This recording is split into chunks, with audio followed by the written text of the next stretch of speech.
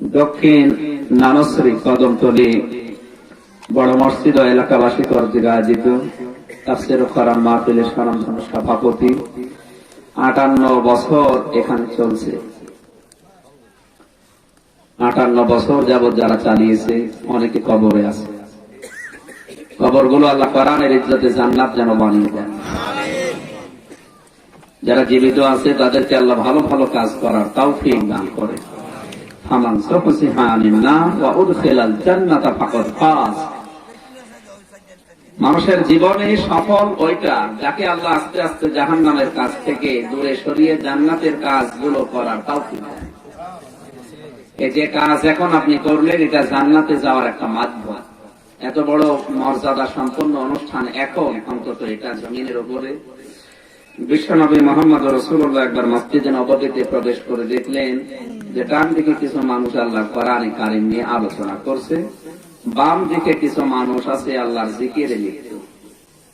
নবীজি বললেন দুইটা দল ভালো কাজে আছে, তবে সবচাইতে উত্তম কাজে আছে তারা যারা আল্লাহ কোরআন নিয়ে ব্যস্ত আছে।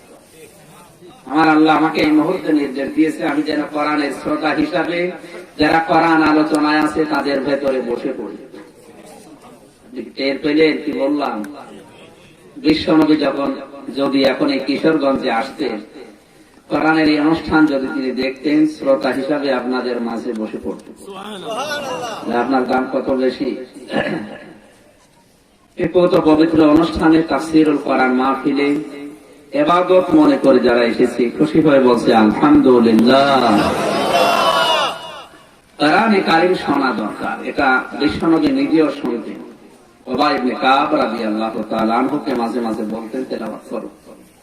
তিনি বলেন হে রাসূল কোরআন আপনার প্রতি নাযিল হয়েছে, আমি তেলাওয়াত করব মানে? তিনি বলেন না, আল্লাহ আমাকে জানিয়েছে যে কোরআন যারা শোনে এই মানুষগুলোর অন্তরে ঈমান থাকলে ওটা আরো বেড়ে যায়। আমার ঈমান যতটুকু আছে আমি কোরআন শুনে কোরআনের এই বিশ্বাস করার কারণে আমার ঈমান যেন আরো বেড়ে যায়। কোরআন যদি কোনো মুমিন শোনে তাহলে তার অবস্থা কি হয়? وَإِذَا سَمِعُوا مَا أُنزِلَ إِلَى الرَّسُولِ تَرَى أَعْيُنَهُمْ تَفِيضُ مِنَ الدَّمْعِ مِمَّا عَرَفُوا مِنَ الْحَقِّ। হে নবী, আপনি যখন কোরআনে কারীম আপনার উম্মতদের সামনে পড়বেন, যে মানুষগুলো আপনার কথাগুলো অনুধাবন করবে, উপলব্ধি করবে, বোঝার চেষ্টা চালাবে, যারা বুঝতে সক্ষম হবে, দেখবেন তাদের চোখ দিয়ে কখন যেন পানি গড়িয়ে পড়ছে। কোরআনের আলোচনায় সবার চোখে পানি আসবে না, আপনি এটা বোঝার মতো যোগ্যতা আপনার থাকা লাগবে। যদি আপনি আসলে বোঝেন আল্লাহ কি বলতে চায় আর আমি কি করছি, মনের অজান্তে দেখবেন খাবার ইমামের মতো আপনিও কাঁদছেন। বাড়ি যাওয়ার সময় যারা বলতে বাধ্য হবে ইয়াকুলুনা রব্বানা আমান্না ফাকতুবনা মা'আশ শাহিদিন। হে আল্লাহ, আমরা ঈমান আনলাম, যারা ঈমান এনেছে তাদের সাথে তুমি আমাদের নামকে সাক্ষী হিসাবে লিখে নাও। যারা মুনাফিক এরা যখন কোরআন শোনে আমার আল্লাহ বলেন তাদের অবস্থান কি হয় আপনি জানেন? وَإِذَا قِيلَ لَهُمْ تَعَالَوْا إِلَى مَا أَنزَلَ اللَّهُ وَإِلَى الرَّسُولِ رَأَيْتَ الْمُنَافِقِينَ يَصُدُّونَ عَنكَ صُدُودًا। আল্লাহ পাক বলেন যখন কোরআনে কারীম সামনে মানুষকে তেলাওয়াত করে বলা হয় আসলে আল্লাহর বিধান এইগুলো, রাসূলের আদর্শ এই, হে নবী আপনি দেখবেন আমার বিধানের কথা আর আপনার আদর্শের কথা বলতে গেলে যারা মুনাফিক ওরা আস্তে করে পেছন দিক থেকে কেটে পড়ে। ওরা বিশ্বাস করে কোরআন আল্লাহর কিতাব, আপনি আল্লাহর রাসূল, ওরা বিশ্বাস করে। কিন্তু যখন কোরআনের কথাগুলো ব্যাখ্যা বিশ্লেষণ করবেন তখন দেখবেন ওদের প্র্যাকটিক্যাল লাইফের সাথে মিলছে না। কারণ ওদের যাকাত ভিত্তিক অর্থনীতি নেই, ওরা সুদ ভিত্তিক অর্থনীতিতে চলে। এমনকি ওদের জমি জায়গা গুলো সুদের ওপরে কট বন্ধক দেয়, লিজ দেয়। এলাকায় কট বন্ধক বোঝে? জমি জায়গা দিয়ে যারা সুদ খায়, আমি 1 লক্ষ টাকা ইনাকে দিলাম, 1 বিঘা জমি নিলাম, এটাকে বিরাট করে চাষ করে খাবো ততদিন যতদিন টাকা ফেরত দেওয়া লাগবে না। কি বলে এটা? ইজারা না, এটা জায়েজ করার পদ্ধতি আছে দুইটা। যতদিন উনি টাকা ফেরত না নেবে ততদিন আমি চাষ করলে সরকারকে যে টাকা দেওয়া লাগে, কি বলে, হ্যাঁ, এই টাকা আমার দেওয়া লাগে, কারণ আমি চাষ করে খাচ্ছি। দ্বিতীয় নম্বরে যখন উনি টাকা ফেরত নেবে, ওনার দায়িত্ব 1 লক্ষ টাকায় 8 থেকে 10,000 টাকা কম বলেন, যেমন জুলুম হয় না। এই সিস্টেম মানে তো না, এটা মানে তাহলে 1 লক্ষ টাকায় দেওয়া লাগবে, আপনি 10 দিন চাষ করে খান, না এটা ঠিক না। দেওয়া কিছু কম নিলে ভালো, আলহামদুলিল্লাহ। এই নিয়মটা জায়েজ আছে। দ্বিতীয় নম্বর নিয়ম হচ্ছে, আমি 1 লক্ষ টাকা না, ওনাকে আমি 1 বিঘা জমি দিলাম, উনি বছরে বছরে আমরা 10,000 করে টাকা দিয়ে দেবেন। 1 বছর একটা জমি থেকে 10,000 টাকা আয় করার কোনো ব্যাপার না, এটা জায়েজ। এটাকে কি বলে, জমা। যা বুঝলে আপনি বোঝেন, আপনি যদি বলেন কুকুর, অসুবিধা। 3 নম্বরের নিয়ম হচ্ছে, খেয়ে দেয় সহজ। আমি 10,000 টাকা দিলাম, উনি জমি চাষ করে খাবে, ওই টাকা আর ফেরত দেওয়া লাগবে না, খেয়ে দেয় সহজ। এইটা জায়েজ, কিন্তু এটাই লস না বলে মানুষ দেয় না। তাহলে জমি জায়গা নিয়ে যারা ব্যবসা বাণিজ্য করে খাচ্ছেন, ব্যবসার নিয়ম আমরা পেয়েছি কোরআন আর হাদিসে। ইসলামী অর্থনীতিতে মুশারাকা, মুদারাবা, মুরাবাহা, এই 3 প্রকার, আবার 3 তিরিখে 9 প্রকার আছে। এক একটা 3 প্রকার করে হলে 3 প্রকার কত হয়? এর ভেতরে সব লুকিয়ে আছে। ইসলামী অর্থনীতি আপনারা যারা লেখাপড়া করেন, পড়াশোনা করেন, দেখবেন মুশারাকা মানে পার্টনারশিপ করে ব্যবসা করা। এটা কোনো ব্যাংক করতে পারে, কোনো প্রতিষ্ঠান করতে পারে, কোনো ব্যক্তি, কোনো মালিক, যার সাথে আপনি এটা পারবেন। কিভাবে, আমি এনার 10 লক্ষ টাকা আছে, আমার আছে 5 লাখ, আমি 15 লক্ষ টাকা এক জায়গায় করে ব্যবসা আরম্ভ করলাম। লাভ হলে আমার 5 ভাগ, ওনার 10 ভাগ, আর যদি লস হয় আমার 5 ভাগ, ওনার 10 ভাগ। এটা যদি কোনো ব্যাংক করে, সে ইসলামী ব্যাংক হতে পারে, সোনালী, চৈতালি, রূপালী, নাকি আরো যা আছে, যার সাথে ব্যবসা করবেন। 1 নম্বরে মুশারাকা মানে পার্টনারশিপ করে ব্যবসা করা। এটা যদি কোনো ব্যাংক করে, জায়েজ আছে কোন সিস্টেমে, লাভ এবং লসের ভাগ নেওয়া লাগবে, কথা বুঝতেছে? দ্বিতীয় নম্বরে মুশারাকার পরে মুদারাবা। মুদারাবা মানে আমি 1 লক্ষ টাকা দিলাম, এনার মোটরসাইকেল দরকার, আমি 1 লক্ষ টাকা দিয়ে একটা মোটরসাইকেল কিনে ওনাকে বিক্রি করলাম 1,10,000 টাকা। ওনার সময় দিয়ে দিলাম 4-5 মাস বা 1 বছর, 2 বছর। আপনি 1 বছরের ভেতরে টাকা দেবেন আমার 1,10,000, তাহলে আমার লাভ হচ্ছে লাখে, বলেন না, আর ওনার লাভ কি? মোটরসাইকেল পাচ্ছে কি, 1 বছর সময় পাচ্ছে, একবারে টাকা দেওয়া লাগছে না, মাঝে মাঝে দিয়ে। এই নিয়ম যদি কোনো দোকানদার করে, কোনো প্রতিষ্ঠান, কোনো ব্যাংক, জায়েজ আছে, কথা বুঝতেছেন? 3 নম্বরে মুরাবাহার ব্যাখ্যায় হচ্ছে, আমি শ্রম দিতে পারি কিন্তু ওনার শ্রম দেওয়ার কোনো অভিজ্ঞতা নেই, কারণ উনি পারে না, কিন্তু টাকা আছে ওনার, উনি টাকা দেবে, আমি পরিশ্রম দেব, আমার শ্রমের মূল্য থাকবে, আর ওনার টাকায় টাকা বাড়বে যদি লাভ হয়। আর যদি লস হয়, ওনার টাকা লস আর আমার শ্রম লস। এভাবে যদি কোনো ব্যাংক ব্যবসা করে, সে যে ব্যাংক করুক, অসুবিধা নেই। আমার কথা ভাষা বোঝা যায়? আলহামদুলিল্লাহ। যারা দেখে যে না, আমি তো যার সাথে কারবার করি এসব তো নেই, তখন মনে করে না, যা বলছো আমার গায়ে লাগছে, আমি চলে যাই। যাদের অর্থনীতি মেলে না, সমাজনীতি মেলে না, রাজনীতি মেলে না, রাজনীতির ভেতরে সূক্ষ্ম একটা দর্শন আছে। অনেকে মনে করছে আমি নামাজ পড়ি, রোজা রাখি, আমার বউ পর্দায় থাকে, আমার ব্যবসা হালাল, আল্লাহ আমার জাহান্নামে দেবে। কি দেখে দেবে, কি দেখে দেবে বলবো? আপনি আবার রাগ করবেন না, আমি আয়াত আগে বলি নেই, এরপরে তাহলে আপনার রাগ হলে আল্লাহর উপর হবে। সূরা আরাফ 8 নম্বর পারা, 20 নম্বর পৃষ্ঠা, 3 নম্বর লাইনের 83 নম্বর আয়াত। এই আয়াতটা কোরআনে 3 জায়গায় আছে। সূরা আরাফের 83 নম্বর আয়াতে আল্লাহ বলেন, ফাআনজাইনাহু ওয়া আহলাহু ইল্লা মারাতাহু কানাত মিনাল গাবিরিন। যত তাফসীর আছে এখন বাংলাদেশে সব মুফাসসির এই আয়াত নিয়ে একই বক্তব্য লিখেছে। আসরের নামাজের সময় দুইজন ফেরেশতা আল্লাহ পাঠালেন হযরত নূহ আলাইহিস সালামের কাছে। ফেরেশতা দুইজন এসে বলে, আল্লাহর নবী আপনার উম্মতদেরকে নিয়ে আপনি এখান থেকে চলে যান। এরা যে অবাধ্যতা করেছে, পুরুষে পুরুষে জিনা করে, এই কারণে আমি এই দেশে আমরা এখন আল্লাহর গজব নাযিল করব। পাহাড়কে উল্টিয়ে দেব, সমুদ্র বানিয়ে দেব, ডেড সি। এখনো পর্যন্ত পৃথিবীতে আছে ডেড সি, যেখানে মানুষ ডোবে না, বেশি থাকে। আপনি চলে যান, কিন্তু সাবধান, ইল্লাম রাতা, আপনার স্ত্রীকে নিয়ে যাবেন না, ওকে রেখে যান, আমরা ওকে আজকে ডোবাবো, ওকে জাহান্নামে দেব।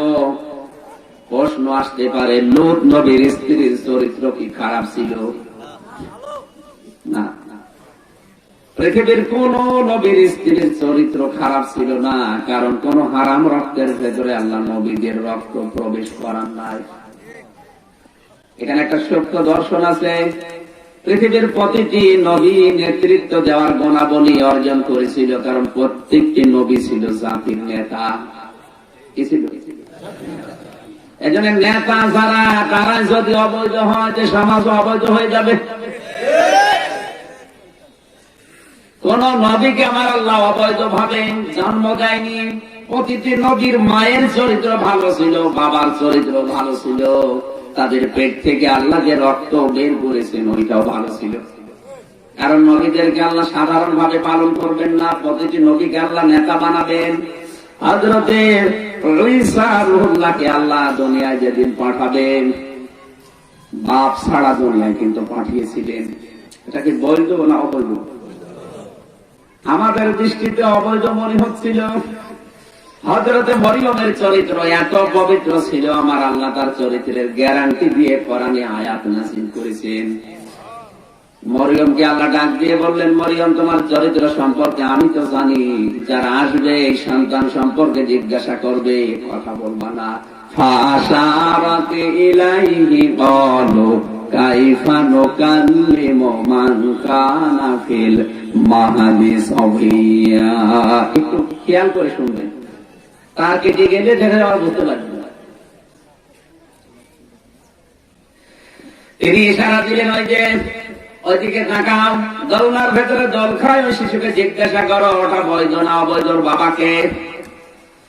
সবাই যারা সামনে আছে বলছে, কিভাবে এই দোলনার ভেতরে শিশু কথা বলবে?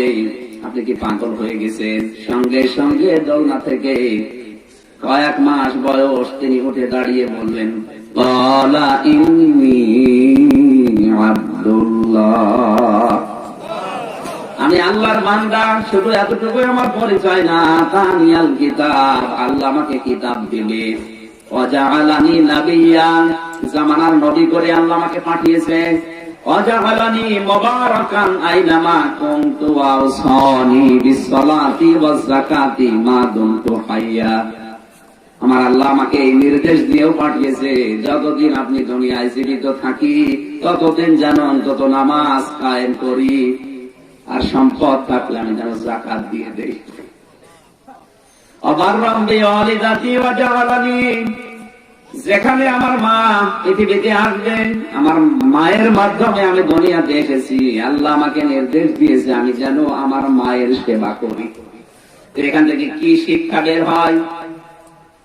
হযরতে ঈসা রূহুল্লাহকে ইশারা দেওয়ার সঙ্গে সঙ্গে তিনি কিন্তু জবাব দিয়েছিলেন, আমি অবৈধ না, আমি বৈধ সন্তান।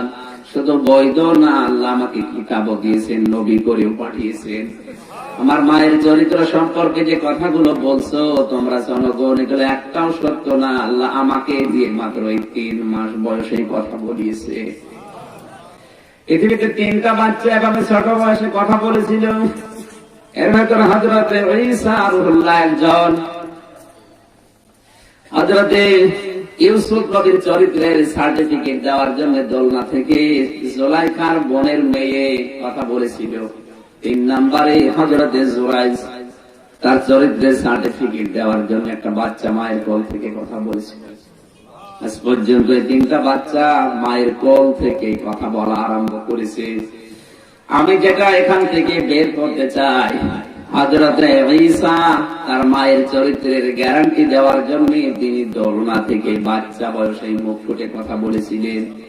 এটা আশ্চর্য না? তিনি বলতে চাইলেন, আমি যে বৈধ সন্তান, এই কারণে আল্লাহ আমাকে কিতাবও দিয়েছে, নবীও বানিয়েছেন। এজন্য আমি যেখানে থাকি সেখানে বরকত দিয়ে আল্লাহ ভরে দেবে। ওয়াজআলানি মুবারাকান আইনামা কুনতু, যত যেখানে আমি যাই সেখানে আল্লাহ বরকত দেবে। এজন্য বৈধ যারা, ওরা যেখানে হাত দেয় ওখানে আল্লাহ বরকত দেয়, আর যারা অবৈধ রাস্তায় হাত দিলে রাস্তাও খেয়ে ফেলে। কোন দিকে যাচ্ছে আপনি তো টের পাচ্ছেন না। আপনি আন্দাজে হাসেন, আপনি টের পান কি বললাম? তাতে বৈধ আর অবৈধ জিনিস অনেক আকাশ পাতাল। পৃথিবীর প্রতিটি নবীকে আল্লাহ যেহেতু নেতা বানাবে, নেতৃত্ব দেওয়ার গুণাবলী দেবে, এজন্য কোন নবীকে আল্লাহ অবৈধ ভাবে জন্ম দেয়নি। প্রতিটি নবীকে আল্লাহ বৈধ ভাবে জন্ম দিয়েছেন, আর বৈধ হতে হলে মা আগে দরকার। কথা বলে না? হযরতে লূত আলাইহিস সালামের স্ত্রীর চরিত্র খারাপ ছিল না ভালো ছিল? ভালো। তিনি চরিত্রহীন ছিলেন না। কোনদিন তিনি জেনা, ব্যভিচার, ধর্ষণ এগুলোর শিকার হননি। তিনি ভালো ছিলেন, তার চরিত্র ভালো, তিনি নবীর স্ত্রী। কিন্তু সমস্যা হচ্ছে, গজব দেওয়ার পরে আল্লাহ তাকে নিষেধ করলেন নিতে। শুধু তা না, গজব দিয়ে তাকে ধ্বংস করে জাহান্নামে দিয়েছেন। একটাই কারণ, সে ভালো, তার চরিত্র ভালো, কিন্তু সে তলে তলে চরিত্রহীনদেরকে সাপোর্ট করত। নিজের চরিত্র ভালো, কিন্তু তলে তলে চরিত্রহীনদেরকে যারা সাপোর্ট করে, সমর্থন দেয়, পেছন থেকে নাড়াচাড়া দেয়, বুঝতে হবে এই লোকটা লোক নবীর স্ত্রীর সাথে জাহান্নামে যাবে। এই বাংলাদেশে তো চরিত্রের মানুষ নেই। অনেকে বলে, হুজুর আমার জাহান্নামে আল্লাহ দেবে, কি দেখে দেবে? আমি 5 ওয়াক্ত নামাজ পড়ি, রোজা রাখি, হজ করে এসেছি, বউ আমার পর্দায় থাকে, আমার ব্যবসা হালাল। কিন্তু আপনি তলে তলে কি করেন বলেন তো? আপনি এমন মানুষকে সাপোর্ট দেন যার চরিত্র শয়তানের চাইতেও খারাপ। আপনি যাকে সাপোর্ট দিয়ে চলেন তার দিনের চরিত্র একরকম, রাতের আবার আর একরকম। কথা বলছেন। গত 3 দিন আগে আব্দুল কাদের মির্জা ওবায়দুল কাদেরের ছোট ভাই বলেই ফেলেছে, দেশের অধিকাংশ এমপি মন্ত্রী যারা, ওরা মদ নিয়ে আর নারী নিয়ে রাত কাটায়। আমরা এতদিন বলতাম, বিশ্বাস করতাম না, কিন্তু আল্লাহর ওলি সব বলি, কারণ থাকে তো সবসময় সব বলি। অবৈধ মানুষ নেতৃত্ব দেওয়ার গুণাবলীতে নেই, বৈধ হওয়া লাগবে। কি হওয়া লাগবে? এখন যাদের রাজনৈতিক দর্শনটা ঠিক নেই, যে মানুষগুলো নিজেরা ভালো কিন্তু এমন মানুষকে সাপোর্ট করে, এমন দলকে রায় দেয় যে দলের চরিত্র ভালো না, ওই লোকটা যদি এখানে আসে ওর কি ভালো লাগবে না রাগ হবে? তাহলে কি বলে, একটু মেলে না। আল্লাহ রাব্বুল আলামিন সূরা হজের 72 নম্বর আয়াত একটু সরে দেখেন তো। وَإِذَا تُتْلَى عَلَيْهِمْ آيَاتُنَا, এ পর্যন্ত কত নাম্বার আয়াত বললাম? সূরা হজ। বলেন বলেন। এটা ক্লাস চলছে, 1 ঘন্টা 10 মিনিটের একটা ক্লাস চলছে, তাফসীরের ক্লাস। আপনি জবাব দেবেন ছাত্রের মতো। وَإِذَا تُتْلَى عَلَيْهِمْ آيَاتُنَا, হে নবী আপনি যখন তাদের সামনে আমার আয়াত তেলাওয়াত করবেন, এ পর্যন্ত বলে কিন্তু আল্লাহ থামেননি।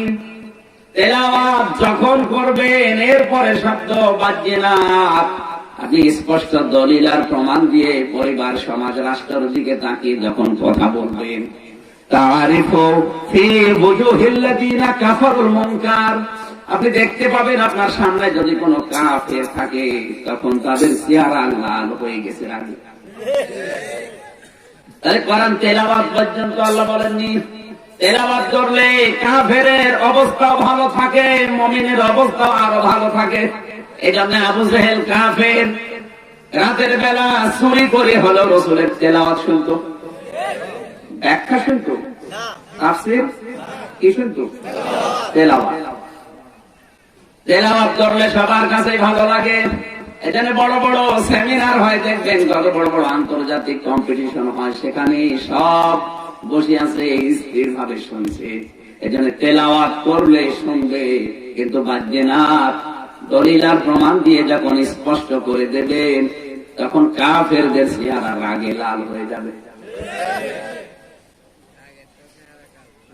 এতটুকু আল্লাহ শেষ করেননি, আয়াতটা আরো আছে, ইয়াকাদুনা ইয়াসতুনা বিল্লাযিনা ইয়াতলুনা আলাইহিম আয়াতুনা। হে নবী, এতটুকুই না, মনে হবে আপনার তেলাওয়াত করার পরে ব্যাখ্যা শুনলে আপনাকে তিড়ি তিড়ি মারতে আসছে। তাহলে কোরআন তেলাওয়াত শুনলে সবার ভালো লাগে, ব্যাখ্যা করলে রাগ হয়, নেট মারতে আসে তেড়ে। কারা বলেন বলেন? এখন এখানে যদি কারো মন খারাপ হয়, রাগ হয়, চেহারা লাল হয়ে যায়, বুঝতে হবে ওটার নামে মুমিন, ভেতরে কাফের। দেখেন তখনটা ওঠে, ওই যে একটা দাদা বসে,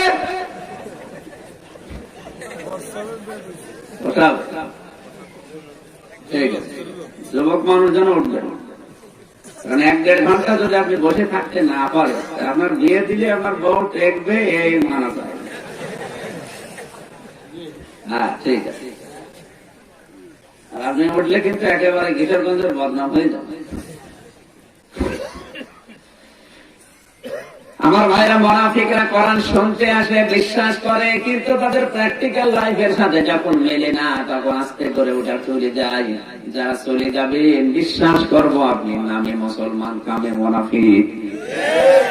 3 নম্বরে যারা মুমিন, হে নবী, যারা কাফের, এই মানুষগুলো কোরআন সরাসরি শুনতে আসে না, গোপনে শোনে, আর সরাসরি কোন জায়গায় ব্যবস্থা হলে তারা ভেঙে দেয়।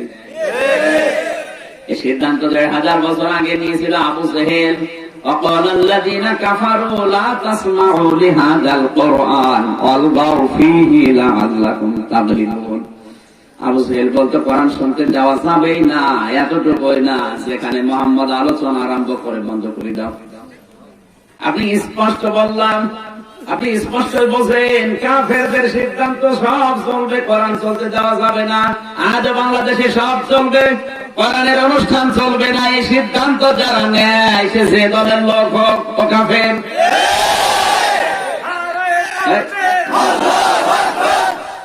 কাফের মারা গেলে কবরে যাওয়া হয়, জানাজা হয়, এইগুলো যারা চিহ্নিত করে রাখা দরকার। ছাতা মরে গেলে ধোয়ানো দরকার কি, কবরে দেওয়ার দরকার কি?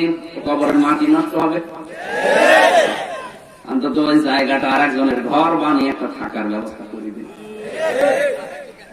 এত কঠিন কথা আমি বলি না, কিন্তু দেশের দৃশ্য দেখে বলতে বাধ্য। যত ইস্যু সব কোরআনের এখানে এসে না, হাজারো ইস্যু তৈরি হওয়ার জায়গা, সেখানে কোনো ইস্যু তৈরি হয় না। এগুলো একটা সত্য ষড়যন্ত্র, আর এই ষড়যন্ত্রের মূল হোতা হচ্ছে আবু জেহেল। ও তো এখন নেই, কিন্তু ওর বেকারটা আছে, ওর নাতিরা আছে, ওর নাতিরা সাবধান। আপনি মারা গেলে কিন্তু সত্যি আপনার জানাজা এরকম ডবল কাজে পড়াবে। আমার দিয়ে জানাজাকে পড়াবে, আমি দেখি আগে এই লোকটার জীবন, মানে কর্মজীবন আগে দেখি, বাস্তবতায় দেখি না এই জানাজা পড়ে বেকার আর মিথ্যা সাক্ষ্য দেওয়া হচ্ছে। এখন বলে আল্লাহ যেরকম ছিল তুমি ওর সাথে ওই রকম করো, আল্লাহ। মানুষ তো মনে করো তো হুজুর মনে হয় দোয়া ভালোই পড়ছে, তো কি দোয়া? কোরআনের যে অবস্থান, শ্রোতাদের যে অবস্থা আমি বললাম, আপনি এখন কোন অবস্থায় আছেন আপনি নিজেই ভালো জানেন। কোরআন শোনার পরে যদি উপলব্ধি করতে পারেন, বুঝতে পারেন এর মর্মবাণী কি, তাহলে আপনি অজান্তেই দেখবেন কখন কেঁদে ফেলেছেন, যে টেরও পাচ্ছেন না যে চোখ দিয়ে পানি পড়ছে। আল্লাহ আমাদেরকে এইরকম শ্রোতা হওয়ার তৌফিক যেন দান করেন, আমিন। দরুদ আর সালাম নবীজির উপরে পাঠ করার মাধ্যমে সূরা সাফফা, কি সূরা বললাম? 99, 101, 3টা আয়াত পড়েছি। আমাকে আল্লাহ যতটুকু জ্ঞান দিয়েছে, তাফসীরুল কোরআন মাহফিল আপনারা লিখেছেন, এর আয়াতের উপরে আমি আলোচনা করার চেষ্টা চালাবো ইনশাআল্লাহ। একটা হাদিস বলেছিলাম নবীজি, তিরমিজি শরীফে। নবীজি বলেন, ইদা কানা উমারাউকুম খিয়ারাকুম ওয়া আগনিয়াকুম সামাহাকুম ওয়া উমুরুকুম শুরা বাইনাকুম। হে আমার উম্মতেরা, তোমরা লক্ষ্য করবে, দেশের যখন আমির ওমারা, যারা শাসক গোষ্ঠী, এই মানুষগুলোর চরিত্র যখন সবচাইতে ভালো হবে সমাজের ভেতরে, দেশের ধনী মানুষগুলো যখন দানশীল হবে, আর যখন সব কাজ রাষ্ট্রের কাজগুলো পরামর্শের ভিত্তিতে করা হবে, তখন তোমরা কবরে যাওয়া আইতে এই দুনিয়ার জমিনটা একটা ছোট্ট জান্নাত দেখতে পাবে। সিস্টেম অপর পৃষ্ঠায় দেখুন, নবীজি বলেন, যখন দেশের শাসক গোষ্ঠী যারা নেতৃত্ব দেয়, যারা উপরে থাকে, যারা চেয়ারে বসে থাকে, এদের চরিত্র জাতির ভেতরে সবচাইতে নিকৃষ্ট হয়ে যাবে। আমরা এখন দেখতে পাচ্ছি এমপি হোস্টেল থেকে মেয়েদের কান্নার আওয়াজ, আর বাকিটা তো নাই বলে। যার মাথার উপরে 3.5 লাখ মানুষের দায়িত্ব, তার হোস্টেল থেকে, তার ঘর থেকে যদি মেয়ে লোকের কান্নার আওয়াজ আসে, মেয়ে লোক তো এমনি কাঁদে নাকি?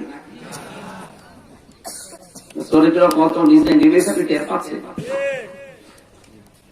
দ্বিতীয় নম্বরে যখন দেশের ধনী মানুষগুলো কৃপণ হয়ে যায়, এত কৃপণ, পায়খানা করে না কোথা লেগে যাবে। একজন কৃপণের গল্প করেছিলাম, এত কৃপণ, নামাজ তো পড়ে না, মানুষের শেষ পর্যন্ত ঠেলায় পড়ে নামাজ পড়বে তো টুপি বানিয়েছে।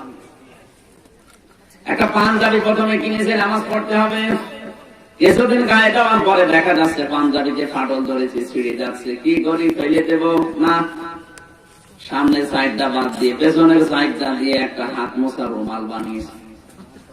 ওইটা ছিঁড়ে যায় যায়, যে কোনো কায়দায় সেলাই মিলাই করে ওইটা বানিয়েছে একটা টুপি। টুপিটা ময়লা হয়ে গেছে, কি করা যায়, সোমার দিন নামাজে যাওয়া লাগবে, বউকে বলছে এগুলো ভালো করে ধুয়ে দাও, কিন্তু শোকায়নি। কি করা যায়, ভেজা টুপি নিয়ে গিয়ে ঠান্ডা লেগে যাবে। স্ত্রীকে বলছে তাড়াতাড়ি করে শুকিয়ে দাও, রোদ নেই, চুলার উপরে নিয়ে ভাবে ধরো। যেই ধরেছে, আল্লাহ রেখে রাখছে পড়ি, আগুন লেগে গেছে। ওখান থেকে ওই ছাই তুলে নিয়ে দাঁত মাঝে কলি করে আর বলছে, আল্লাহ টাকাগুলো আমি পানিতে ফেললাম। কি করবেন আপনি? পাঞ্জাবি দিয়ে 3 টাকা চলছে, এরপরও যদি টাকা পানিতে পড়ে, এর মতো কৃপণ দেশে আছে?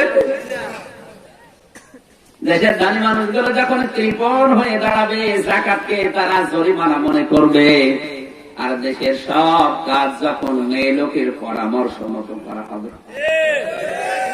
আমি টাকার কাজ পরিবার থেকে আমি উপরে নাই গেলাম, সব জায়গায় এখন পরামর্শ শুধু সব মেয়েদের। পুরুষের যে দায়িত্ব গুলো আছে, এগুলো না বলতে বলতে অভ্যাস হয়ে গেছে। আজ আমরা পুরুষ মানুষ যারা, বউগুলো এখন রাজমিস্ত্রি আর আমরা যোগাইনি। এটাকে একটু ঢাকাতে বেশি পাওয়া যায়। বিশাল নেতা, ধনী মানুষ, ওর বউ যাচ্ছে সামনে, আর ও ছোট খোকাকে করে করে নিয়ে বোকার মতো ভাবছে। ওদের দায়িত্ব গুলো আজ আমরা জানাতে পারিনি। মেয়েদের এই পরামর্শ মতো কাজ করলে কি হয়, আমাদের একেবারে প্রথম থেকে শুরু করে তাকান, আমাদের আদি পিতা কিন্তু ধরা খেয়েছিল এই মেয়ে লোকের পরামর্শ। ওরা শুধু জান্নাতে আমাদেরকে বের করে দেয়নি, এখনো পর্যন্ত চালাচ্ছে। আদি পিতা থেকে শুরু করেছে, এখনো পর্যন্ত চালাতে আছে। যেই পরিবারে দেখবেন মেয়ে লোকের ষড়যন্ত্র শুরু হয়, ওই পরিবারটা মিনি জাহান্নাম হয়ে যায়। এটা কোরআন পড়ে আমার এতটুকু অভিজ্ঞতা হয়েছে। কোরআনে আমি কোন জায়গায় শয়তানের চক্রান্তকে বড় করে পাইনি। যেখানে শয়তানের চক্রান্ত আছে, সেখানে আছে দঈফ। দঈফ না, দঈফ মানে দুর্বল, আর দঈফ মানে একেবারেই দুর্বল। ইন্না কায়দা শাইতানি কানা দঈফা, শয়তানের চক্রান্ত গুলো একেবারে দুর্বল। হ্যাঁ, এই কথা ঠিক আছে, শুধু দুর্বল না, আল্লাহ বলছেন একেবারেই দুর্বল। সামনে হয়তো দেখতে মনে হয় বিশাল, আপনি শুধু দাঁড়াবেন, দুর্বল সব ভেঙে চলে যাবে। মাকড়সার জালের মতো ওদের ষড়যন্ত্র গুলো। সকালবেলা যদি এই জমিনে কেউ এসে দেখেন পুরা জমিনটা মাকড়সার জাল দিয়ে ছেয়ে গেছে, চিন্তা করবেন কি করে আমি ভাঙবো, কয়দিন সময় লাগবে? কিছুই না। আপনার 7 বছরের যে ছেলেটা আছে, এখনো প্যান্ট পরে না, ওরে হাতে একটা লাঠি দিয়ে বলবেন, বাবা তুই দৌড় দে। ও শুধু লাঠি হাতে দিয়ে দৌড়াবে, ভাঙতে ভাঙতে সব শেষ হয়ে যাবে। অথচ জাল দেখে মনে হচ্ছিল কতদিন লাগবে ভাঙতে। এজন্য শয়তানের চক্রান্ত জাল বিশাল দেখা যায়। আপনি শুধু আল্লাহর উপরে ভরসা করে সামনে দাঁড়াবেন, আল্লাহ বলেন এমনিতেই দুর্বল সজির হয়ে যাবে। কিন্তু মেয়েদের নাম যেখানে আমি পেয়েছি, কোরআনে কোন জায়গায় মেয়ে লোকের নামের পরে আল্লাহ দুর্বল শব্দ দেয়নি। ইন্না কাইদা কুন্না আযীম। আল্লাহ তাআলা বলেন মেয়েদের চক্রান্ত বড় ভয়ঙ্কর। আযীম শব্দটা যার তার নামের শেষে পরে দেখবেন, আযীম বিশাল শব্দ। কোন দূরত্ব গভীরতা যদি কেউ বোঝাতে চায় যেটা কত গভীর, তাহলে আমি একটু ব্যবহার করা হয়। কোন লম্বা চওড়া যদি বলতে হয় এই জমিটা এত বড় লম্বা, তাহলে আরবিতে বলা হয় আরিজ। কি বলে? আরিজ। আর এটা আমি, আর যেটা পরিমাপ করা যায় না সেটার আরবি নাম হচ্ছে আযীম। ইন্নাকা লাআলা খুলুকিন আযীম। হে নবী, আপনাকে এমন চরিত্র আমি দিয়েছি কিয়ামত পর্যন্ত মানুষ শুধু অনুসরণ করবে, কুল কিনারা কিছু পাবে না। ওখানে আমরা পেয়েছিলাম আযীম, আর এই জায়গায় পেলাম সূরা ইউসুফের 28 নম্বর আয়াতের শেষের দিকে ইন্না কাইদা কুন্না আযীম। হে নবী, ভালো করে শোনেন, মেয়েদের চক্রান্ত কিন্তু বড় ভয়ঙ্কর। এরা যেখানে চক্রান্ত আরম্ভ করে ওই জায়গাটা একেবারে জাহান্নাম বানিয়ে ফেলে। আদম নবীকে জান্নাত থেকে বিদায় করার পেছনে কারণ ছিল এই চক্রান্ত। কথা বলে না, শুরু হয়েছে ওই দিন থেকে এখনো চলছে। আপনি সারা জীবন কষ্ট করে কামাই করবেন, আপনি নিজের মা বাবাকে নিজের কষ্ট অর্জিত টাকা দিয়ে কিছু কিনে দেবেন, তারপর ভয় ভয় লাগে না জানি আশ্রয় কিছু বলে কিনা। এরকম হয়েছে। কষ্টের এক স্বামী এরকম মাকে কিনে দিয়েছে 1000 টাকা দিয়ে শাড়ি, আর বউকে দিয়েছে 800, মাত্র 200 কম বেশি। ওর বউ কথা বলে না। স্বামীরও কাছে রাগ হয়ে, ঠিক আছে তোর সাথে কথা আমিও বলবো না, দেখি আমার কষ্টের টাকা আমার মাকে দিলাম, আমার তোর কথা বন্ধ। এই শীতের রাত ওর কাছেও যায় না। খড়কুটায় আগুন লাগিয়ে আগুনের তাপ নেয়। আল্লাহর ইশারা 3 দিন এভাবে করতে করতে একদিন খড়কুটার আগুন দিয়ে দিয়ে ওর লুঙ্গিতে লেগে গেছে। অত টের পায়। ওইভাবে আগুন তাপাতে আছে। হঠাৎ ওর বউ ধরে জ্বালানা দিয়ে তাকিয়ে দেখে স্বামীর লুঙ্গিতে আগুন। চিন্তা করছে, আল্লাহ যে কাজে আগুন লেগেছে আমি যদি কিছু না বলি ও তো সব সব পুড়ে যাবে। আর ভাবছে না আমি কথা বলবো না, আমার প্রেস্টিজ নষ্ট হবে, ও পুড়িয়ে যায় যাক। আবার ভাবে আল্লাহ যদি পুড়িয়ে যায় আমার কি হবে। যখন বউ জ্বালার দিকে মুখ অন্য দিকে ঘুরিয়ে বলছে আমি কারোর সাথে কথাও বলি না, কারো লুঙ্গিতে আগুন লাগলে তাও বলি না। আমি চিন্তা করছি কি হচ্ছে, তাড়াতাড়ি আগুন লেবিয়ে বলছে আল্লাহ তওবা করছি, জীবনে অন্তত বেঁচে থাকা অবস্থায় বউর সাথে কথা বলতে পারবো না। এখন বলিতে ওদের চক্রান্ত বড় ভয়ঙ্কর। মা বোন যারা এসেছে, জানি আপনার রাগ হচ্ছে, আপনার মনটা বড় করে। আপনার এই ন্যারো মাইন্ডের মন হওয়ার কারণে সংসারে অশান্তি। আপনার মনটা যদি ব্রড মাইন্ডের মন তৈরি করেন, সত্যি কথা বলছি, সংসারে অশান্তি হওয়ার কারণ আমি খুঁজে পাই না। ওদের এই ছোট মনের কারণেই তো অশান্তি পায়। নাই তো এত কষ্ট করে আমার পেছনে শ্রম দিল, আজ 25 বছর আমার মা বাবা, তুমি কালকে আসার পরে আলাদা হতে বলো, তুমি মানুষ। এক্ষেত্রে শুধু বউগুলো দায়ী না, এই বউগুলোকে খারাপ করার পেছনে মূল কারণ হচ্ছে ওই বড় মা আর ওর বড় বোন। ওখান থেকে শুধু ইনজেকশন দেয়, এই তাড়াতাড়ি আলাদা হয়ে যা, আরামে থাকতে পারবি, এরকম পরামর্শ দেয়। কার বউ হাত তোলেন তো? তাও একজন আছে, ঠিক আছে।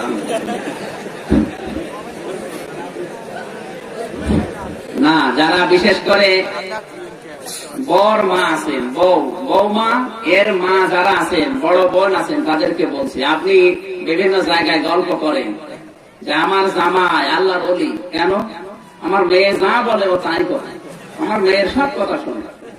আর আমার ওই ছেলেটা হারামজাদা, কেন? ওষুধ ওর বর কথা শুনে। ওর যদি ওর বর কথা শুনে হারাম কথা হয়, এটা ডবল হারাম কথা।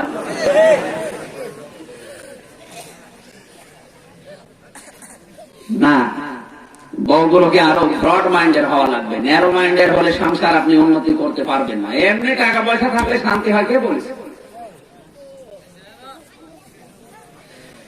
আব্দুল্লাহ ইবনে মাসউদ থেকে বর্ণিত একটা হাদিস পড়ছিলাম আজ। আল্লাহর নবী বলেন, 3টা গুণ যে মেয়ের ভেতরে আছে ওই মহিলা ধ্বংস হতে বাধ্য। কয়টা? একটু মিলাবেন তো। 1 নম্বরে যে মহিলা স্বামীর সাথে কারণে অকারণে জিদ ধরে থাকে, ভালো চলছে, হঠাৎ কথা বন্ধ করে আর কথা বলে না, নাকি এলাকায় বলা ঠিক আছে? যারা স্বামীর সাথে জিদ ধরে থাকে কারণে অকারণে। 2 নম্বরে যে মেয়ে লোকগুলো স্বামীর মুখের উপরে মুখ তুলে ঝগড়া করে। 3 নম্বরে নিজের মা বোন তাদের কথা মতো স্বামীর বাড়িতে অশান্তি তৈরি করে। এই মহিলা ধ্বংস হতে বাধ্য। মেয়েদের চক্রান্ত বড় ভয়ঙ্কর, এটা বলছিলাম আমি। আল্লাহ রাব্বুল আলামিন শয়তানের চক্রান্তকে ছোট করে বললেন দুর্বল না, একেবারেই দুর্বল। আর মেয়েদের চক্রান্তকে এত বড় করে দেখিয়েছেন, আযীম শব্দ আল্লাহ লাগিয়েছেন। যখন সব কাজগুলো মেয়েদের পরামর্শের ভিত্তিতে করা হবে, ওই জায়গাতে আল্লাহর নবী বলেন জমিনে থাকার দরকার নেই, কবরে যাও, একটু না হলেও শান্তি পাবা। আমার মনে হয় 1500 বছর আগের এই হাদিস এখন বাংলাদেশে 100% কার্যকর। তাই বলে মেয়ে লোকের পরামর্শ নেওয়া যাবে না হারাম, আমি তা বলছি না। অবশ্যই আপনি পারিবারিক জীবনে তাদের পরামর্শের ভিত্তিতে কাজ করেন, তা আপনার পরামর্শ থাকবে আপনারটা উপরে। কারণ মেয়ে লোকের বুদ্ধি হাফ, আর নিসাউ নিসফুল আকিল, মেয়েদের বুদ্ধি কি অর্ধেক। 2 জন মেয়ে লোকের সাক্ষী আর 1 জন পুরুষ লোকের সাক্ষী এই জন্য সমান। কথা বলছেন না নবীজির এই হাদিসটা? না, আমি মনে হয় হাদিসটা বলে ভুল করলাম। কারণ মেয়ে লোক যারা আছে এ মনে হয় এখনই বদদুয়া আরম্ভ করেছে, হুজুর মরুক। পুরুষের দায়িত্ব আছে। পুরুষ মানুষের দায়িত্ব হচ্ছে নিজে যখন যা খাবে তখন ওই মানের খাবার, ওই মানের পোশাক স্ত্রীকে দেওয়া লাগবে, এটা ফরজ, দেওয়াই লাগবে। 2 নম্বর নবীজি বলেন স্ত্রীকে নিয়ে মাঝে মাঝে তোমার বেড়াতে যাওয়া লাগবে। কারণ সংসারে একাধারে এক জায়গায় যদি আটক থাকে, শয়তান তাদেরকে ধোঁকা দিয়ে বোকা বানিয়ে ফেলে। এজন্য মাঝে মাঝে স্ত্রীকে বেড়াতে যাওয়া, আনন্দ করো, এমনকি স্ত্রীর সাথে খেলা করা, দৌড় প্রতিযোগিতা করা ইবাদত। সরে বলেন সুবহানাল্লাহ। আমরা মাঝে মাঝে দেখি 500 বাজারে সমুদ্র সৈকতে দৌড়াচ্ছে, নিজের বউ না, অন্যটা। হ্যাঁ, সত্যি কথা বলছি। ভালো করে খোঁজ নিয়ে দেখবেন না নিজের বউ নিয়ে আসেনি, বান্ধবী নিয়ে এসেছে, অথবা অন্যের বউ নিয়ে এসে দৌড়াচ্ছে। সে লোক সৌদি আরবে থেকে মরছে, আরে এদিকে আনন্দে আছে। ধরে বলেন সুবহানাল্লাহ।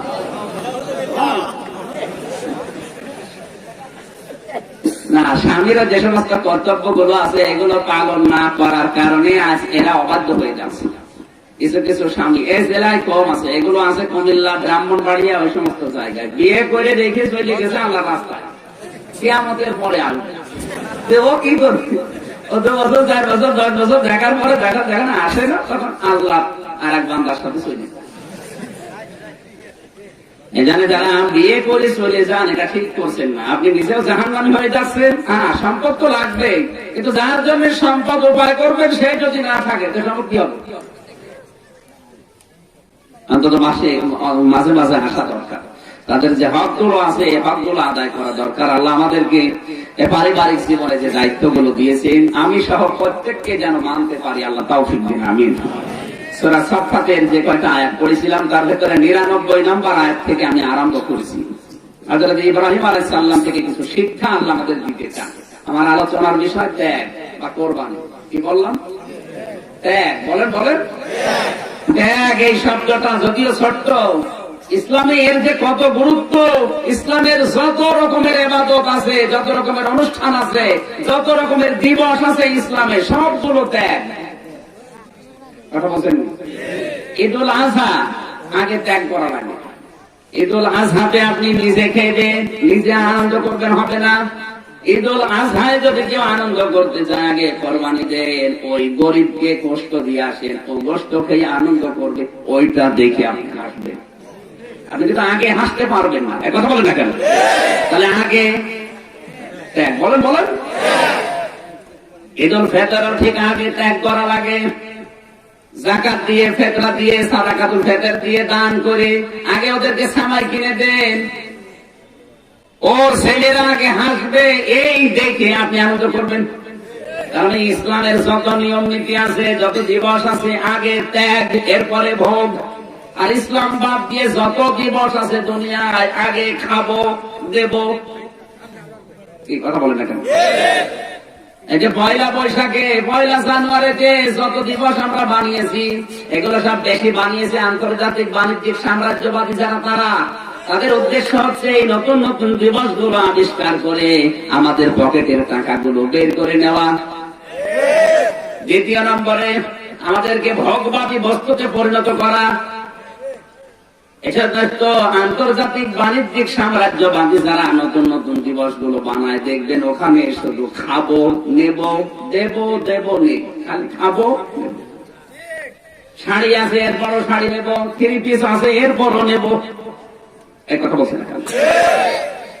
জোতা আছে, এরপরও দাবি করে পয়লা বৈশাখে, পয়লা জানুয়ারিতে বছরের শুরু, জোতা লাগবে, অথচ আছে। এই জন্য আমার হযরত ইব্রাহিমের জীবনে যেহেতু সবচেয়ে বেশি ত্যাগ ছিল, কোরবানি ছিল, আমার আল্লাহ সেগুলো আমাদের জীবনও যেন আসে। কারণ বাবা যেরকম, সন্তান ওই রকম হওয়া দরকার। আমাদের আসল বাবা, জাতির বাবা ইব্রাহিম আলাইহিস সালাম, তিনি কেমন ত্যাগ করেছিলেন, কেমন পরীক্ষা দিয়েছিলেন, কোরবানি দিয়েছিলেন। আল্লাহ রাব্বুল আলামিন তার জীবনে বড় বড় 9টা পরীক্ষা নিয়েছেন, তার ভেতরে এইটা একটা। ওয়াকালা ইন্নী যাহিবুন ইলা রাব্বি সায়াহদিন। জুলুম, অত্যাচার, নির্যাতনে যখন সীমা ছাড়িয়ে গেল, হযরত ইব্রাহিম নবী মূর্তি ভাঙার অপরাধে যখন অপরাধী হয়ে দেশে আর থাকতে পারলেন না, আগুন থেকে বের হওয়ার পরে নতুন ষড়যন্ত্রের শিকার হলেন। সর্বশেষ তিনি তখন নিজের দেশ পর্যন্ত ত্যাগ করতে বাধ্য হয়েছিলেন। মূর্তি হযরত ইব্রাহিম আলাইহিস সালাম ভাঙার অপরাধে অপরাধী হওয়ার পরে নতুন ষড়যন্ত্রের ফাঁদে পড়ে যখন টিকতে পারলেন না, কারণ তার পক্ষে কেউ নেই, তামাম দুনিয়া সব একদিকে, উনি একা ছিলেন একদিকে। বেরিয়ে পড়লেন আমার আল্লাহর দিকে তাকিয়ে। শুধু বেরিয়ে শেষ করেননি, নিজের দেশের সীমানা যখন পার হয়ে চলে যাচ্ছিলেন, এই ব্যাবিলিয়ান শহর পার করার পরে তিনি বলেছিলেন, সায়াহদিন, আমি আমার রবের দিকে যাই, অবশ্যই তিনি আমার পথ দেখিয়ে দেবেন। তাহলে আপনাকে ভরসা করা লাগবে পথ পেতে হলে কার উপরে? এ পথ কোন পথ? আজ হাজারো কিন্তু পথ দুনিয়ায় খোলা আছে। ওয়ালাল্লাহি কাসদুস সাবিলি ওয়া মিনহা জাইর। আল্লাহ বলেন হাজারো বাঁকা পথ আমি তৈরি করে রেখেছি দুনিয়ায়, এর ভেতরে সোজা পথ বলে দেওয়ার দায়িত্ব আমি আল্লাহর। আর দুনিয়ায় যত পথ আর মত দেখতে পাও, এগুলোর ভেতরে সোজা পথ একটা, তার নাম ইসলাম। তাহলে ইসলাম বাদ দিয়ে দুনিয়ার যত পথ আছে, এগুলোতে চললে মালিককে পাওয়া যাবে না, দূরে চলে যাবেন। সুতরাং মালিকের কাছে যেতে হলে যে পথ তিনি দিয়েছেন, তার নাম ইসলাম, এখানে যাওয়া লাগবে। এখান থেকে যে মাসলাটা আমি বের করতে পারি, তামাম দুনিয়ায় এখন 4,500 ধর্ম আছে। কয়টা? এই 4,500 ধর্ম দিয়ে যারা তাদের মালিককে রাজি করতে চায়, আসল হাকিকি মালিককে। আপনি হিন্দুকে জিজ্ঞাসা করবেন, মূর্তি পূজা করেন, বলে হ্যাঁ, আমার মালিককে। কিন্তু বলবে না ইল্লাত উযা মানাত, এই দুর্গা সরস্বতী বলবে না, ও বলবো উপরওয়ালা। আমি অনেক হিন্দুকে জিজ্ঞাসা করে দেখেছি, ভাই সব চাইতে উপরে কে? উপরওয়ালা। যদিও আল্লাহ বলে না, উপরওয়ালা মানে কি? কঠিন পরীক্ষা যখন এসেছে, তখন দেখতে পেয়েছি ওই মানুষগুলো সর্বশেষ আমার আল্লাহর নামও বলে ফেলে। আমি বরিশালে যখন পড়তাম, লঞ্চে যাই, স্টিমারে যাই, ফেরিতে যাওয়া লাগতো, ওই সময় ব্রিজ ছিল না, নৌকায় যাচ্ছিলাম, হঠাৎ দেখি মাঝপথে ঝড় উঠেছে, নৌকা টলমল করে। মুসলমান আমরা যে 4-5 জন আছি বলছি লা ইলাহা ইল্লাল্লাহ।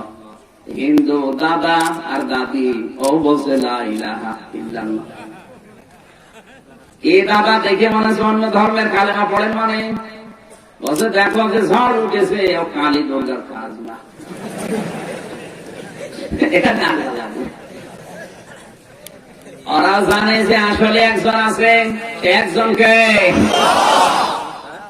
অন্য ধর্মের লোক যদি এগুলো শুনেও থাকেন, তাকে বলছে আপনি কিন্তু মন থেকে যদি একা একা আপনাকে জিজ্ঞাসা করেন, আপনি এটাই বলবেন সব কিছুর উপরে আল্লাহ। এগুলো ধর্মীয় বিশ্বাসে বাপদাদা করে আসছে, এই কারণে অনেকে করেন। আপনার যদি বিবেক থাকে, আপনাকে আমি বিবেকের দরজায় তালা লাগান খুলে দিলাম, ফিরে আসবেন। আশা করি আমার বিশ্বাস আপনি ফিরবেন। হযরত ইব্রাহিম আলাইহিস সালাম সায়াহদিন দিয়ে জানাতে চেয়েছেন, দুনিয়ার কোন ধর্মীয় বিশ্বাস দিয়ে আল্লাহকে রাজি করা সম্ভব না। যদি রাজি করতে হয়, তার দেখানো পথেই তাকে রাজি করা লাগবে। আর আল্লাহর দেখানো পথের নাম আরো জোরে। এই জন্য আমরা সৌভাগ্যবান, খুশি হচ্ছি এই কারণে যে আল্লাহ অন্য ধর্মীয় বিশ্বাসে আমাদের দেয়নি। আর কিছু না পারি, অন্তত ইসলাম নামক ধর্মে আছি। এই ধর্মের ভেতরে থেকে যদি নিয়ম নীতিগুলো মানতে পারি, তাহলে আপনার ধর্মীয় অনুষ্ঠান করে বিয়ে করেন। ইসলাম ধর্ম মেনে চলে যারা বিয়ে করে, এদের বিয়েটা ইবাদত। এখন বলেন না, ইসলাম ধর্ম মেনে যারা যৌতুক নেয়, ওইটাও যেহেতু ইসলামে যৌতুক নেই, এই হিসাবে যৌতুকের টাকা নেওয়া আর পায়খানা খাওয়া একই কথা। তাও পায়খানা খেলে মাত্র 1টা গোনা হয়, আর যৌতুক নিলে ডবল গোনা হয়। একটা জুলুমের গোনা আর একটা কবিরা গোনা। কথা বলছেন না? যৌতুকের টাকা যারা নিয়েছেন, এই মুহূর্তে বাড়িতে যে কোনো কায়দায় ফেরত দিয়ে দেবেন। খালি সামনে নিয়েছে যারা নেননি, আলহামদুলিল্লাহ। যৌতুক নিয়ে কেউ লাভবান হয় না, ঠকে। আল্লাহ যে কোনো কায়দায় ওর কাছ থেকে ওই টাকাগুলো বের করে নেবে। কারণ তাকে যদি মেয়ে দেয়, আপনি নিয়েছিলেন 10,000, আপনার মেয়ে পার করতে লাগবে 50,000। এই জন্য যারা নিয়েছেন তারা ফেরত দিয়ে দেন। বলবেন শ্বশুর আব্বা আমার ভুল হয়ে গেছে, এই যে এই টাকাগুলো নিয়েছিলাম ফেরত দিয়ে দিলাম, দোয়া পাবেন। তাহলে আপনার শ্বশুর আগামী বছর বলবার হুজুরকে আবার নিয়ে আসো। তাহলে ইসলাম বাদ দিয়ে যদি বিয়ে করে, ওটা বিয়ে না। 4,500 ধর্মে যে বিয়ে হচ্ছে, ওটাকে আসলেই বিয়ে বলেন না কেন? আপনি কত বড় একটা নিয়ামত পেয়েছেন। ইব্রাহিম নবী এই নিয়ামত পাওয়ার জন্য যে রাস্তা চেয়েছিলেন, আল্লাহ আমি কিন্তু বের হয়ে গেলাম, তুমি আমাকে অবশ্যই রাস্তা দেখিয়ে দেবে। তিনি দোয়া করলেন সর্বপ্রথম নিজের এরিয়া পার হওয়ার পরে, রব্বি হাবলি মিনাস সালিহিন, হে আল্লাহ তুমি আমাকে একটা নেককার সন্তান দান করো। কি সন্তান? এখান থেকে যে শিক্ষাটা আমি পেয়েছি, ইব্রাহিম নবীর বয়স হয় সময় 83 বছর। কত? 1 থেকে 83 বছর পর্যন্ত তার বয়স। এখনো পর্যন্ত সন্তানের মুখ দেখেননি, কিন্তু কোন মাজারে কবরে বাবার কাছে তিনি যাননি। অথচ আমরা 4 বছর 5 বছর 10 বছর পার হয়ে গেলে আর আল্লাহর উপরে ভরসা থাকে না, তখন বিশ্বাস হয়ে যায় কোন মাজারে, কোন বাবার দরবারে। আপনি ইব্রাহিমের কেমন সন্তান? মানে 83 বছর পর্যন্ত যদি ধৈর্য ধারণ করতে পারে, এত বিশ্বাস নিয়ে বলেছিলেন আল্লাহ তুমি আমাকে একটা নেককার সন্তান দাও। আল্লাহ জবাব দিলেন 83 বছর পর। উনি কি বিয়ের পরে দোয়া করেননি? বলো না কেন? একটা মানুষ খুব বেশি হলো 20 থেকে 22 বছর 25 বছর বিয়ে করে, 25 বছরে বিয়ে করার পরে 83 বছর পর্যন্ত একাধারে দোয়া করছে। ইব্রাহিম নবীর মতো এত বড় পাওয়ারফুল নবীর দোয়া যদি কবুল না হয়, আপনি কি সলিমদ্দি যে 2 বছর পরে সন্তান না হলে আপনার ভরসা হারিয়ে যায়? বলেন, উনি নবী, কিয়ামতের দিন ওনাকে সর্বপ্রথম আল্লাহ পোশাক পরাবে, এত বড় পাওয়ারফুল নবী। তিনি যদি 83 বছর একাধারে বিয়ের পরে দোয়া করে সন্তান না হয়, আর 5 বছর না হলে আপনার মাথা খারাপ হয়ে যায়। মানে সন্তান দেওয়ার মালিক আপনার স্ত্রীও না, এমনকি আপনার ওই বাবাও না, যে বাবার দরবারে আপনি যাচ্ছেন না। আল্লাহ পাক বলেন আনতুম তাখলুকুনাহু আম নাহনুল খালিকুন, তোমার স্ত্রীর গর্ভে যে সন্তান আছে ওইটার মালিক কি তুমি? না, তোমার দায়িত্ব শুধু বিছানায় থাকা, বাকি যা করার আমি আল্লাহ করি। তোমার মতো কত আমির হামজা স্ত্রীর বিছানায় থাকে বছরের পরে বছর, কিন্তু সন্তান হয় না, কারণ স্ত্রীরও হাত নেই, হামজারও হাত নেই। এ হাত কার? বলেন। এটা সারা জীবন যদি না হয় না হোক, উনি কিন্তু সন্তান চাওয়ার আগে সালিহীন বলেছিলেন, হে আল্লাহ তুমি এমন সন্তান আমাকে দাও। 25 বছর থেকে বিয়ে করে শুরু করেছিলেন, 83 বছর একাধারে এমন সন্তান দাও যেটা নেককার। ইব্রাহিম নবীর মেধা দেখুন, এখানে তাফসিরে যেটা পেয়েছি খুব সূক্ষ্ম। দোয়া করার পরে বললেন রব্বুল আলামিন, আমি যেটা 83 বছর একাধারে সন্তান চেয়েছি, কিন্তু নেককার। কি আল্লাহ বলেন আমি জবাব দিলাম 83 বছর বয়সের পর, আবাস শারনাহু বিগুলামিন হালিম, শুধু তোমাকে সন্তান আমি উপহার দিলাম না, তোমাকে আমি সহনশীল, হালিম মানে ধৈর্যশীল, সহনশীল সন্তানের সুসংবাদ দিলাম। ইব্রাহিম নবী আমাদের মতো আবেগ নিয়ে চলেন না, উনি শুনিয়ে সুবহানাল্লাহ পড়তে পারতেন তিনি না। দেখলেন আল্লাহ কেমন হালিম দিয়েছে। এ হালিম চাচা হালিম, অনেকে মনে করছে হালিম মানে বাবারে চাচা হালিম। তিনি চিন্তা করলেন আল্লাহ তুমি 83 বছর পরে আমারে জবাব দিলে যে হালিম আমাকে দিলে, দেখি তুমি কেমন হালিম আমাকে দিয়েছ। সন্তানের মহব্বত একবার আসরের নামাজ পর্যন্ত তুমি বাদ দিয়ে ফেললেন। সূর্য ডুবে যাচ্ছিল, সন্তানের এত মহব্বত তাকে দেখাশোনা করতে গিয়ে নামাজও শেষ। আল্লাহ রাব্বুল আলামিন এবার ডাক দিয়ে বললেন ফালাম্মা বালাগা মাআহু সায়া। একটু খেয়াল করে থাকবেন, আমি এই পয়েন্টে আসবো। যে দোয়া করলেন, দোয়ার ফসলটা পেলেন, এই ফসলটা আসলে ঠিক আছে কিনা ওইটা বোঝানোর জন্য আমি আয়াতটা বলছি। ফালাম্মা বালাগা মাআহু সায়া ক্বালা ইয়া বুনাইয়া ইন্নী আরা ফিল মানামি আন্নী আযবাহুকা ফানজুর মাযা তারা ক্বালা ইয়া আবাতি ফাআল মা তুমার সাতাজিদুনি ইনশাআল্লাহু মিনাস সাবিরিন। যখন সন্তানটা তার সাথে সন্তানের পরীক্ষাও নিয়েছিলেন, বিস্তারিত কাহিনী আছে, তাকে ফেলে এসেছিলেন সূরা ইব্রাহিমের ভেতরে আছে। মরুভূমিতে রেখে এসেছিলেন যখন 8-10 বছর 13 বছর পর্যন্ত বয়স হয়েছে। আল্লাহ পাক বলেন যখন চলাফেরা করে বাবার সাথে এদিক ওদিকে যায়, তখন মহব্বত একটু বেড়ে গেছে। এই মহব্বত বাড়ার সময় আমি তাকে আরেকটা পরীক্ষা নিলাম, তাকে আমি একটা বিপদ দিয়ে দিলাম যে এই সন্তানকে স্বপ্নে দেখালাম যে জবাই করো, প্রিয় বস্তু সবচেয়ে প্রিয় কে, সর্বশেষ দেখলেন আমার সন্তান। জবাই করার জন্য স্ত্রীর কাছে যে সমস্ত কথাগুলোর দ্বারা আমরা হজ করি, এসব কিন্তু ইব্রাহিম এবং হাজেরার জীবনের ঘটনা। এই পুরাটা আমি লিখেছি আমার বইতে, হাজেরার জীবনী পুরাটা লেখা আছে। তাদের বউ আছে, মেয়ে আছে, বইটা নিয়ে যাবেন, পুরাটা পড়লে আপনার স্ত্রী হাজেরার মধ্যে সহনশীল হতে বাধ্য। নিয়ে গেলেন, স্ত্রীর কাছে সবকিছু বলা শোনার পর জবাই দেবেন। যত পরীক্ষায় বিশাল ঘটনা মুখস্থ আছে, অনেকের জানা আছে, আমার ঘটনা বলার উদ্দেশ্য না। হযরত ইব্রাহিম আলাইহিস সালাম সন্তানের কাছে গিয়েই বলেছিলেন ইয়া বুনাইয়া, হে আমার সন্তান, ইন্নী অবশ্যই আমি আরা দেখলাম, ফিল মানামি স্বপ্নে, আযবাহুকা আমি তোমাকে জবাই করছি, ফানজুর মাযা তারা, এবার বলো তো তোমার রায় কি। আমার প্রশ্ন হচ্ছে এখানে হুকুম কার, মানবে কে? বলেন না, আমি আবার বলছি, আপনি বোঝেননি। এইটাই তো আসল বিষয়। এখানে হুকুম সরাসরি আল্লাহ, মানবে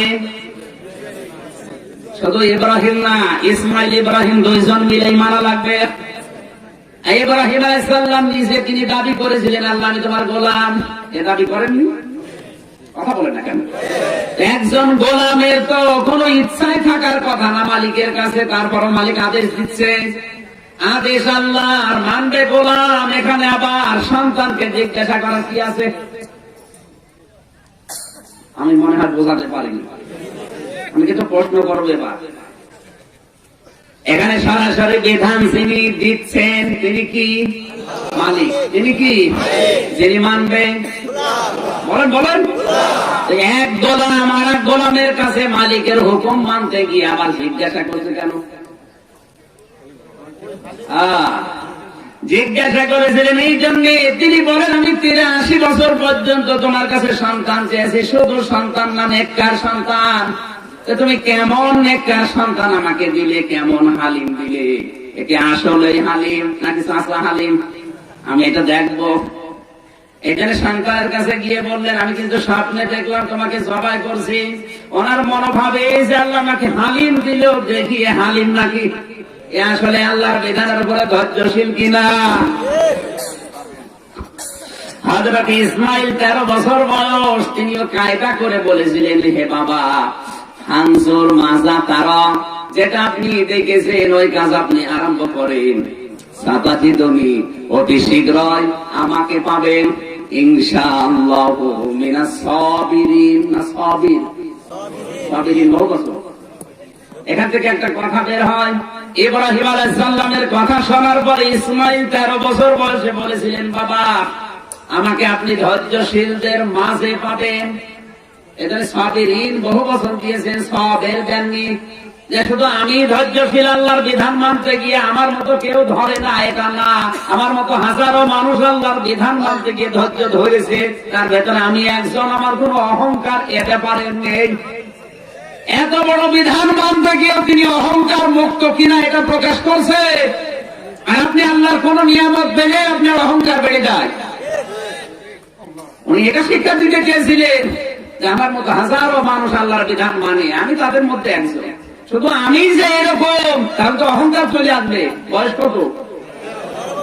বিচক্ষণ চিন্তা করেন তো, 13 বছর বয়সে কি চিন্তা করে কথা বলছে। আর আপনি 1400 বছর বয়স হয়ে যাচ্ছে, আপনার হুঁশ কি হয় না, কখন কি কথা বলা লাগে, চেয়ার পেলে মাথা গরম হয়ে যায়। এই জন্য যারা চেয়ারে আছেন তাদের কথাবার্তা আরো সংযত হওয়া দরকার, কোন অহংকার যেন ভেতরে জায়গা না পায়। তাহলে এবার ইসমাইল আলাইহিস সালাম, আল্লাহকে, ইব্রাহিমকে আল্লাহ যে ইসমাইল দিয়েছিলেন, আপনার বাবাকে ওই সন্তান আল্লাহ দেয়নি। আল্লাহ আপনাকে দিয়েছে কেবে? অহংকারী সন্তান। এটা দিয়ে জান্নাত পাওয়া যাবে। ইব্রাহিম নবী এমনি দোয়া করেননি 83 বছর একাধারে যে আমি সন্তান চাই না, আমি একটা সন্তান চাই, আমার 10টা সন্তান দরকার নেই, তুমি একটাই দাও যেন ওটা ইসমাইলের মতো হয়। হযরত ইব্রাহিম আলাইহিস সালাম মনে করলেন আমার দোয়াটা কেমন কবুল হয়েছে, আমি এবার দেখবো। সন্তানের কাছে বলতে দেরি, সন্তানও একবারে শুধু রাজি হয়েছে তা না, বললেন বাবা চলেন যাই। বাবার সাথে শুধু গিয়েছে তা না, বাবাকে ডাক দিয়ে বলছে বাবা জবাই করার আগে আপনার এই কপালটা, এই চোখটা একটু ঢেকে নেন, কারণ আমি তো আপনার একমাত্র সন্তান। এখন 83 বছর পরে আমি হয়েছি, মায়া আপনার আমার উপরে কেমন আছে আমি জানি। যদিও বিধানটা আল্লাহর, কিন্তু মায়ার কারণে যদি আপনি পালন করতে না পারেন, দুইজনই কিয়ামতে ধরা খাবো। আপনি দয়া করে আপনার চোখটা বেঁধে নেন, যেন আমার মুখের দিকে তাকালে মহব্বত না আসে। আমি এখান থেকে যে আয়াতটা পরবর্তীতে পেয়েছিলাম, ফালাম্মা আসলামা ওয়া তাল্লাহু লিল জাবিন, আল্লাহ বলেন দুইজনই যখন এগ্রি হয়ে গেছে, আসলামা দিয়ে বসন তাসমিয়া সিগা, ফালাম্মা যখন আসলামা দুইজনে এগ্রি রাজি, ওয়া তাল্লাহু লিল জাবিন জবাই করার জন্য উদ্যত হলেন। এখানে একটা শিক্ষা আমি পেয়েছি, দেখেন তো মেলে কিনা। হযরত ইব্রাহিম নবীও রাজি আল্লাহর বিধান পালন করতে, আর আল্লাহর বিধানে পালন করতে সাহায্য করার জন্য ইসমাইলও রাজি। কথা বলেন না, দুইজনে যখন আল্লাহর বিধান পালন করার জন্য সচেষ্ট, তখন আল্লাহর বিধান পালন করা সহজ হয়েছে। ইব্রাহিম যদি বলতেন আমি আল্লাহর বিধান পালন করব, ইসমাইল যদি বলতেন না আমি জবাই হব না, এই বিধান পালন করা সহজ না কঠিন? ধরতে ধরতে দিন কেটে যেত। ইসমাইল যদি বলতেন আমি জবাই হব, ইব্রাহিম যদি বলতেন না আমার মায়া লাগে করব না, আল্লাহর বিধান পালন হতো। তাহলে বাংলাদেশে আজকে আমার ব্যাখ্যা হচ্ছে এটা, এখন এদেশে যারা শুধু টুপি মাথায় দেয়, জুব্বা গায়ে দেয়, তারা যদি চিন্তা করে দেশে ইসলামী রাষ্ট্র বানাবো, সম্ভব না। কথা বলেন না কেন? আমরা যারা দায়িত্বে আছি তারা হচ্ছে ইব্রাহিম আলাইহিস সালামের মতো অভিভাবক। এই 1734 জন এখন ইব্রাহিম নদীর মতো অভিভাবক আছে আমাদের দেশে। এই 1734 জন প্রধানমন্ত্রী শেখ হাসিনা থেকে শুরু করে এই উপজেলা চেয়ারম্যান পর্যন্ত, এই 1734 জন যখন ইব্রাহিম নদীর ভূমিকায় অবতীর্ণ হবে, আর আমরা যারা 17 কোটি মানুষ আছি সন্তান ইসমাইলের মতো, আমরা যখন ইসমাইলের মতো আল্লাহর বিধান পালন করার জন্য সাহায্য করব, তখন আল্লাহর বিধান এই জমিনে কায়েম হয়ে যাবে। আশা করি কি বোঝাতে চেয়েছেন আপনি?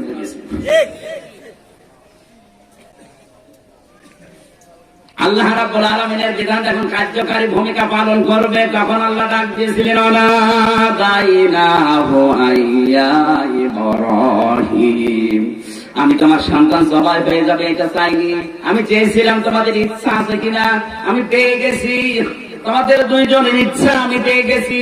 ইন্না হাযা লাহুল বালাউল মুবিন ওয়া ফাদাইনাহু বিসিবহিন আযীম, অবশ্যই এটা বিশাল পরীক্ষা একটা বাবার জন্য। আমি দেখতে চাই মানুষ আসলে আমার কথা মতো পালন করে চলতে পারে কিনা, আমি মানুষের ইচ্ছাটা দেখি। যখন ইচ্ছা দেখে মনে হয় যে পারবে, তখন ওই পরীক্ষায় 100% পর্যন্ত হওয়া লাগে না। আমাদেরকে আল্লাহ কিন্তু এই পরীক্ষায় ফেলে রেখেছেন। এজন্য অভিভাবক যারা আছেন, কিছু রামবাম দুষ্ট ওই মোরতাদদের কথা মতো আপনি এই 96% মুসলমানের দেশটাকে অশান্ত করবেন না। ওয়াদা যখন দিয়েছিলেন মদিনা সনদায় দেশ চলবে, আপনি চালান, আমরা সন্তান হিসাবে ভূমিকা পালন করব। আল্লাহ যেন তৌফিক দান করেন, সাগরে বলেন আমিন। আমরা চাই আমাদের যারা দায়িত্বে আছেন তারা ইব্রাহিমের মতো ভূমিকা পালন করবে। আমরা যারা সন্তান আছি দেশের 17 কোটি নারী পুরুষ, আমরা ইসমাইলের মতো হয়ে যাব। কথা বলেন ঠিক কিনা? যদি আল্লাহর বিধান পালন করতে গলাও দেওয়া লাগে, গলা দিতেও রাজি আছি। তাই চর্ম চোখে দেখতে এই 56,000 বর্গ মাইলের দেশে আল্লাহ কোরআন দিয়ে চলছে। এটা যদি চলে তাহলে অন্তত মরেও শান্তি পান। আল্লাহ আমাদেরকে যেন তৌফিক দেন, আমিন। অনেক মানুষ পোশাক করে শুধু পানি ব্যবহার করে, এটা সঠিক কিনা? হ্যাঁ, আপনি যতক্ষণ পর্যন্ত বুঝবেন যে ভেতরে আর কোনো ইউরিন নেই, ততক্ষণ পর্যন্ত আপনাকে অন্তত বসে থাকা লাগবে বা যাই করে। পানি নেওয়ার পরে যদি মনে করে যে না, ভেতরে আর এরকম কিছু নেই, পুরুষের এই স্থানটা একটু বাঁকা, ভেতরের যে রগগুলো আছে এগুলো একেবারে শেষ হয়ে যাওয়ার পরে উঠে পড়লে ক্লিয়ার হয় না, এজন্য একটু বসে থাকা দরকার। সর্বোত্তম কুলুপ ব্যবহার করা। অথবা আমার একটা মাসলা, আমি 5 লক্ষ টাকা জমি রাখলাম, প্রতি বছর 5,000 টাকা করে কমে যাবে। এভাবে জমি রাখা যায় যাচ্ছে কিনা? কমে যাবে মানে না, বছরে বছরে তো না, আপনাকে একটা হিসাব নিকাশ করে তো দেওয়া লাগবে যে 5 বছর করেন বা 10 বছর করেন, এই টাকাটা আপনাকে যখন আপনি কম দেবেন 5 বছর আপনার হিসাব নিজের বাস্তবতায় করা লাগবে। এভাবে যদি 5 লাখ করে 5 বিঘা জমিতে 25 লাখ টাকা নষ্ট হয়ে যায়, তো আপনি কিছুদিন পরে দেউলিয়া হয়ে যাবেন। আপনার যেন লস না হয় সেটাকে খেয়াল করা লাগবে। ঈদগাহের কাজে লাগানো যাবে কিনা? মাহফিলের টাকা ঈদগাহের কাজে লাগাবেন, অসুবিধা নেই। আমরা আসরের আজান দিয়ে ফেললে, আমি মুসাফির মানুষ, যখন আসরের নামাজ আমি একসাথে পড়েছি। এত প্রশ্ন এখন কেন? 5টি ব্যক্তি আমরা সবাই জানি, 5টি ব্যক্তি। এখন শোনা যায় নাকি 5টি ব্যক্তি আমল করে যারা পরিপূর্ণ মুসলমান নয়, এখন শুনে 40টি ব্যক্তি বল। কি করেন? কি প্রশ্ন একটা ধরন হলো, কিছু বুঝি না, এরকম প্রশ্ন আমি বুঝি না। প্রশ্ন ছোট করে লিখতে হয় না। দুনিয়ার ইসলাম আলা খামসিন, নবীজির হাদিস হচ্ছে ইসলামের খুঁটি 5টা। কয়টা? আপনারা যারা স্বামী আছে, যাদের বউ আছে, তারা অবশ্যই ওই কালো গাড়ি, ওই যে কালো গাড়ি ওখানে আছে, গাড়ি থেকে এই মেয়েদের যে বইটা আমি লিখেছি এই বইটা নিয়ে যাবেন। অন্য বই যদি নাও নেন, এই বইটা মেয়েদের জন্য অবশ্যই নেবেন। আল্লাহুম্মা আমিন। ربنا آتنا في الدنيا حسنة وفي الآخرة حسنة وقنا عذاب النار وادخلنا الجنة مع الأبرار يا عزيز يا غفار يا رب العالمين। আল্লাহ তাআলা মাহফিলের আয়োজন করেছে, তোমার যে সবক বান্দা এলাকার মানুষকে সাথে নিয়ে তাদের উদ্যোগ কবুল করে নাও। সভাপতি আলহাজ ডাক্তার আশরাফ আলী, আল্লাহ তোমার গোলামকে তুমি মেহেরবানি করে কবুল করো। তার জীবনের যে ভালো ভালো কাজ আছে মঞ্জুর করো, অন্যায়গুলো মাফ করে দাও। আমাদের সহসভাপতি মাওলানা আলিমউদ্দিনকে কবুল করো। আল্লাহ তাআলা এই মাহফিল বাস্তবায়নের জন্য যারা শ্রম দিয়েছে তাদের শ্রমগুলো তুমি জানো। বিশেষ করে মাহফিলের পরিচালক জিয়াউর রহমান অসুস্থ, দোয়া চেয়েছে শেফায়ে কামেলা আজেলা দান করো। আমি নিজে সহ যারা অসুস্থ হয়ে আছি, আল্লাহ মুসাফিরের দোয়া কবুল করো, আমাদেরকে শেফা দিয়ে দাও। মা বোনদেরকে পর্দায় থাকার তৌফিক দাও। খাদিজার মতো, ফাতিমার মতো জীবন গঠন করার সুযোগ দাও। আল্লাহ তাদের ধৈর্য সহ্য হযরতে হাজিরার মতো তুমি দান করো। আগামীতে অনুষ্ঠানটা কোরআনের প্রচারের জন্য আরো বড় করে কবুল করে নাও।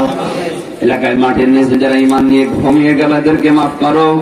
আল্লাহ তাআলা বাংলার রাষ্ট্রপতি অ্যাডভোকেট আব্দুল হামিদ সহ যত মানুষ এলাকায় দায়িত্বে আছে, আল্লাহ দায়িত্বগুলো সততার সাথে পালন করার তৌফিক দাও।